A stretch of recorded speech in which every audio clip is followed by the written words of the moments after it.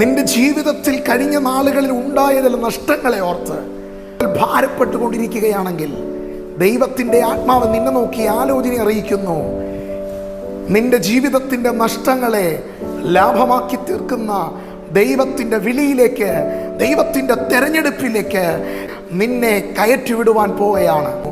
ശമൂവേൽ ശൗലിനെ ഇസ്രായേലിൻ്റെ ഒന്നാമത്തെ രാജാവായി അഭിഷേകം ചെയ്തു. ശമൂവേലിൻ്റെ മുൻപിൽ നിന്ന് പോകുമ്പോൾ ദൈവം വേറൊരു ഹൃദയം നൽകുവാൻ ഇടയായി.